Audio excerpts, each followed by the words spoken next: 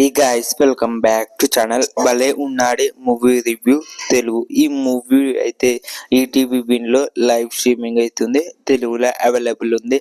ఒకసారి వెళ్ళి చూడండి.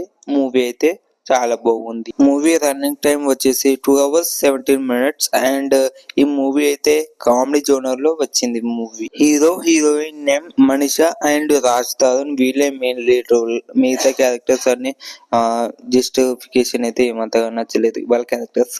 అంటే వాళ్ళు ఏదో యాక్టింగ్ చేయమంటే ఓవర్ యాక్షన్ అయితే చేయడం జరిగింది అనమాట. ఈ మూవీ డైరెక్టర్ నేమ్ వచ్చేసి Shivasai Vardhan movie director name. ఇక ఈ మూవీ స్టోరీ లైన్ విషయానికి వస్తే కనుక, ఈ మూవీలో అయితే రాజ్ తరుణ్ ఒక అందగాడు. అయితే ఆ రాజ్ తరుణ్ అయితే ఏం లేదు, ప్రతి ఒక్క ఆడవారికి పెళ్లిళ్ళలో సీజన్స్ లో అయితే ప్రతిసారి చీరలు కట్టడం అలవాటు అనమాట. అయితే ఇక వాళ్ళ అంకుల్ అయితే ఒక చీరల షాప్ అయితే పెడతాడు. అందువలన ఇక చాలా గిరాకీ అయితే రావడం జరుగుతుంది షాప్ కి. అండ్ మన మన హీరో ప్రతి ఈవెంట్ కి, పెళ్లిళ్ళకి, ఫంక్షన్స్ కి అయితే వెళ్ళి చీరలు కడుతూ ఉంటాడు అనమాట. దాని తర్వాత మన హీరోయిన్ కి ఎలా పరిచయం అవుతుంది అంటే, హీరోయిన్ ఫస్ట్ బ్యాంకు ఎంప్లాయీగా జాబ్ అయితే రావడం జరుగుతుంది. అక్కడ పని చేస్తూ ఉంటది. అయితే హీరో వాళ్ళ అమ్మ అయితే బ్యాంక్ ఎంప్లాయీ అనమాట.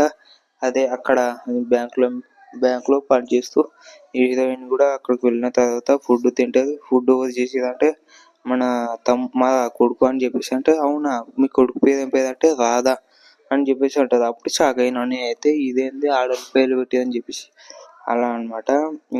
అయితే ఇక గింతే అనమాట మెయిన్. ఇక అసలైన స్టోరీ ఏంటంటే, భలే ఉన్నాడే మొగుడు అనేది ఉంటది కదా, ఈ మూవీకి అదే అనమాట. రాజస్థాన్కి సెట్ అయింది ఈ మూవీ అయితే. కానీ ఇక్కడ నాకు ఏంటంటే ప్రాబ్లం, ప్రతిసారి హీరోయిన్ వచ్చినప్పట్లో హీరోయిన్ నా సెంట్రా అనిపిస్తుంది నాకు. ఎందుకంటే ఆ హీరోయిన్ చూస్తుంటే యాక్షన్ చేయమంటూ ఓవర్ యాక్షన్ కన్నా మించి చేసినట్టు అనిపించింది నాకు. అదే ఫీలింగ్ కలుగుతుంది. ఎందుకంటే ఆమె యాక్టింగ్ ఏమంతగా వర్కౌట్ అవ్వలేదు, నాకు నచ్చలేదు ఆమె యాక్టింగ్. కానీ మిగతా సినిమా మొత్తం డీసెంట్ అనమాట. ఓకేనా. ఈ మూవీ అయితే ఈటీవీ విండో లైవ్ స్ట్రీమింగ్ అవుతుంది, తెలుగులో అవైలబుల్ ఉంది, వెళ్ళి చూడండి. రాజ్ తరుణ్ అయితే ఒక సినిమా కాకపోతే ఒక సినిమా దింపుతూనే ఉన్నాడు. సంవత్సరానికి 4 సినిమాలు ఎక్కడ కూడా చూడలేను అయ్యా ఇన్ని సినిమాలు. అప్పుడు కిరణ్ అబ్బవరం చేసిన, ఇప్పుడు మన రాజ్ తరుణ్ చేస్తుండు. ఇంకా మంచి సినిమాలు, స్టోరీ సెలెక్షన్ అండ్ ఒక ప్యాన్ ఇండియా సినిమా తీస్తే బాగుంటుందని నేను అనుకుంటున్నా.